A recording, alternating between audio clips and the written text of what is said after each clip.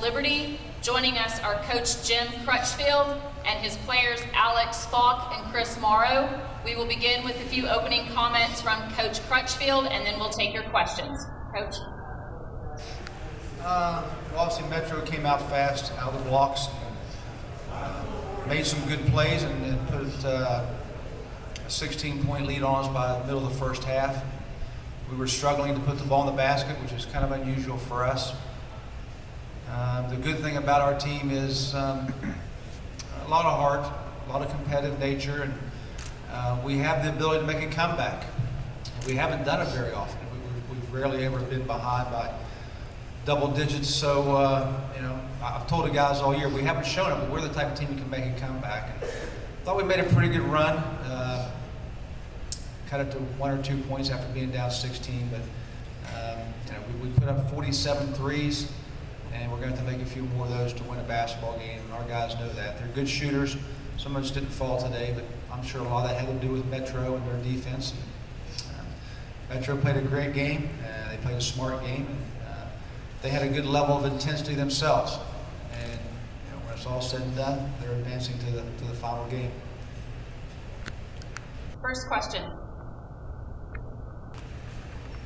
Coach, just talk about your team being able to, come back and make it a game and have a chance to win at the end. And Alex, obviously your effort today. I mean, just talk about the way you played down the stretch, trying to maybe help will your team back into this basketball game. Is that for me? It doesn't surprise me. I'm around these guys every day, and they're not the kind of guys who fold up the tents, and they have a lot of ability. So I really felt all along it was bad news the way the game started, but I felt like we're gonna make a run. And at halftime, I felt like we're gonna make a run, and I felt like we would win the basketball game.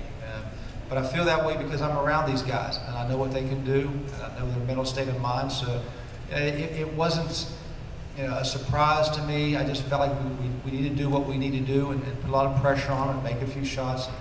And for a while it was going well, but it just kind of fell short in that last 3 or 4 minutes.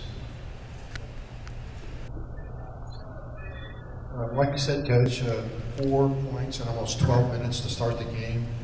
I mean, was that kind of a nightmarish beginning with the turnovers and everything? And was a thing where y'all getting frustrated at all?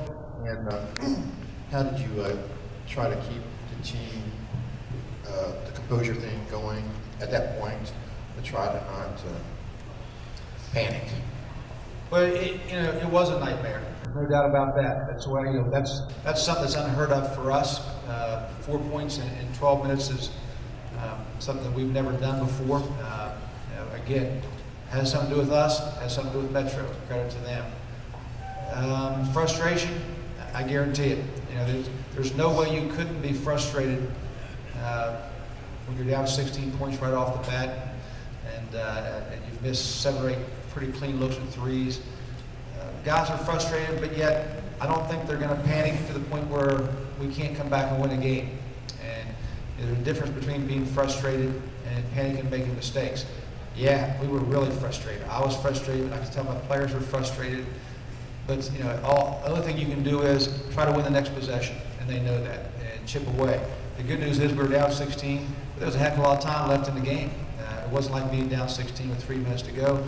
There was 30 minutes to go in the game. So from that end point, we felt like we can come back. We just got to get a few stops, get a few balls to go in the basket, and it kind of happened. Actually, we made a little bit of run the first half, cut to 9 or 10.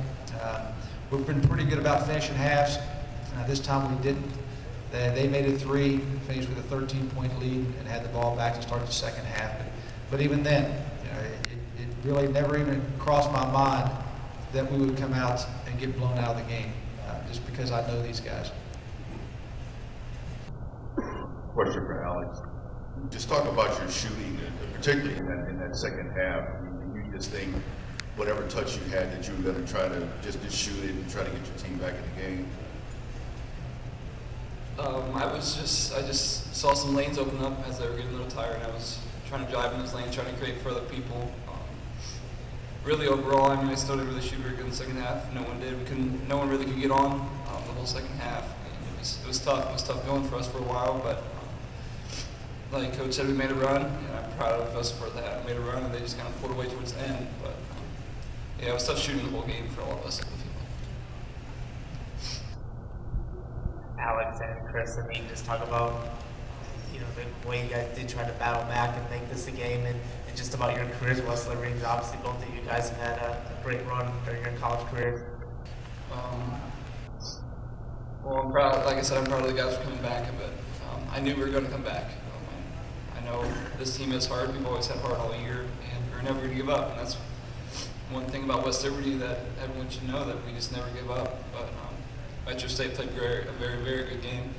They hit big shots when they needed to hit big shots throughout the whole entire game, and I was impressed. Their 2-3 was stellar throughout the game. And as for my career, I mean, I wouldn't trade it for the world. I mean, I'm the best coach in the nation. I feel blessed and I'm lucky to have found myself here at West Liberty, and I wouldn't trade it for the world. This one's for Coach.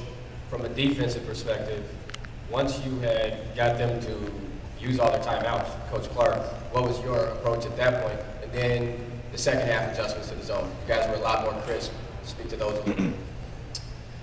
And the timeouts, I know they'd used them all, but then again, there were at least 3 media timeouts left, and I said, it's not like a game where they're without media timeouts or reduced media timeouts. There's still going to be some stoppages, but they can no longer control when they stop, and I thought, it's good. But I didn't feel like that was something miraculous that was going to bring us back. It was just a minor plus in our favor, I thought. What was the other question? Yeah. I think we were attacking the zone the first half, but tentatively. It was kind of funny, like, should I or shouldn't I? And all of a sudden you get down 15 points, you have to. And, we got into the zone, we drew extra defenders and kicked for shots. And we got a lot of shots, we made a few. But you've got to eventually get numbers in the zone and attacking and get in the pocket. The one thing we're not real good at is isolating guys one-on-one at the block area against the zone, because they're 6'8", and we're not, post up is not our forte. Chris is our 5-man. He shot 10 shots. They're all behind the arc today. And so, they got us sometimes one-on-one in there, and we were in trouble. We get people one-on-one, they're not in trouble. So we have to kind of bank on making some shots when teams play a zone. And we didn't make enough up today. But that's part of the game that you can't control. Players, they were trying as hard as they could to make shots. They're good shooters. I always tell our guys, if you control the variables you can control, which they did a pretty good job of, they played hard, played pretty good defense, let the chips fall where they may. Today they didn't fall the right way for us. Any other questions? This is for Chris and Alex. You guys have both had excellent careers. What's next for you?